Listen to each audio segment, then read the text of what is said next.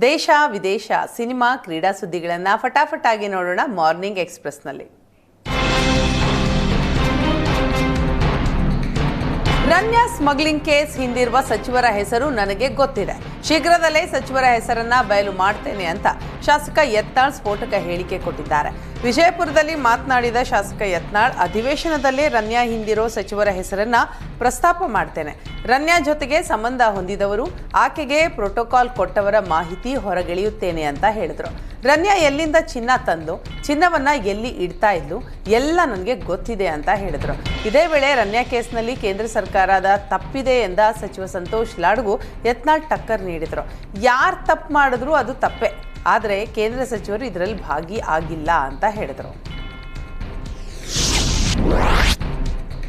ಬಿಡದಿಯ ಶೋರೂಮ್ನಲ್ಲಿ ಪಾಕ್ ಪರ ಬರಹಕ್ಕೆ ಶಾಸಕ ಯತ್ನಾಳ್ ತೀವ್ರ ಆಕ್ರೋಶ ವ್ಯಕ್ತಪಡಿಸಿದ್ದಾರೆ. ವಿಜಯಪುರದಲ್ಲಿ ಮಾತನಾಡಿದ ಅವರು, ಕರ್ನಾಟಕದಲ್ಲಿ ಹಿಂದೂ ಹೆಣ್ಣು ಮಕ್ಕಳ ಕೊಲೆ ಆಗ್ತಾ ಇದೆ. ರಾಜ್ಯ ಸರ್ಕಾರದ ಬಗ್ಗೆ ಯಾರಿಗೂ ಭಯ ಇಲ್ಲ. ಪಾಕಿಸ್ತಾನ ಪರ ಬರಹ ಬರೀತಾರೆ ಅಂತಂದ್ರೆ ಅವರು ಎಷ್ಟು ಸ್ವೇಚ್ಛಾಚಾರದಿಂದ ಬದುಕ್ತಾ ಇದ್ದಾರೆ ಅಂತ ಪ್ರಶ್ನಿಸಿದರು. ರಾಜ್ಯದಲ್ಲಿ ಕಾನೂನು ಸುವ್ಯವಸ್ಥೆ ಸಂಪೂರ್ಣ ಹದಗೆಟ್ಟಿದೆ. ಮದರಸಾ ಉರ್ದು ಶಾಲೆಗೆ ಹಣ ಕೊಡ್ತಾ ಇದ್ದಾರೆ. ಇಸ್ಲಾಂ ಅಂದರೆ ಇಡೀ ಅನ್ಯ ಧರ್ಮದವರನ್ನ ನಾಶ ಮಾಡಬೇಕು, ಲವ್ ಜಿಹಾದ್ ಮಾಡಬೇಕು ಅಂತ ಕಲಿಸ್ತಾರೆ ಎಂದು ಯತ್ನಾಳ್ ಕಿಡಿಕಾರಿದ್ರು.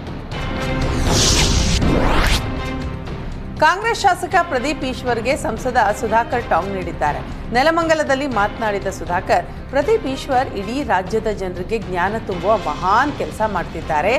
ಪ್ರದೀಪ್ ಈಶ್ವರ್ ಏನು ಅಂತ ಇಡೀ ಪ್ರಪಂಚಕ್ಕೆ ಗೊತ್ತಾಗಬೇಕು ಅಂತ ಹೇಳಿದ್ರು. ಕೈವಾರ ತಾತಯ್ಯ ಮಾನವೀಯತೆ ಮೆರಿಬೇಕು ಅಂತ ಇಡೀ ಜಗತ್ತಿಗೆ ಹೇಳಿದ್ದಾರೆ.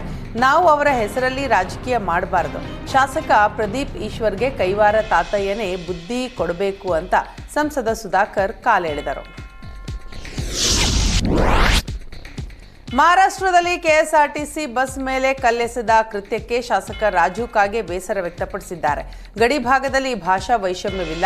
ಕೆಲವು ಕಿಡಿಗೇಡಿಗಳ ಕೃತ್ಯಕ್ಕೆ ಗಡಿ ನಾಡಲ್ಲಿ ಅಶಾಂತಿ ಹುಟ್ಟಿಕೊಂಡಿದೆ. ಶೀಘ್ರವೇ ನಮ್ಮ ಸರ್ಕಾರ ತಪ್ಪಿತಸ್ಥರ ಮೇಲೆ ಕಾನೂನು ಕ್ರಮ ಜರುಗಿಸಲು ಮಹಾರಾಷ್ಟ್ರಕ್ಕೆ ಒತ್ತಾಯಿಸುತ್ತೆ. ಗಡಿ ಭಾಗದಲ್ಲಿ ಭಾಷಾ ವಿಚಾರಕ್ಕೆ ದೊಂಬಿ ಗಲಾಟೆ ಮಾಡೋರ ವಿರುದ್ಧ ಕಠಿಣ ಕ್ರಮ ಕೈಗೊಳ್ಳಲಾಗುತ್ತೆ. ನಾವು ಒಂದೇ ತಾಯಿಯ ಮಕ್ಕಳು, ಯಾರೂ ತಂಟೆ ತಕರಾರು ಮಾಡುವಂತಿಲ್ಲ ಅಂತ ಶಾಸಕ ರಾಜು ಕಾಗೆ ಹೇಳಿದ್ದಾರೆ.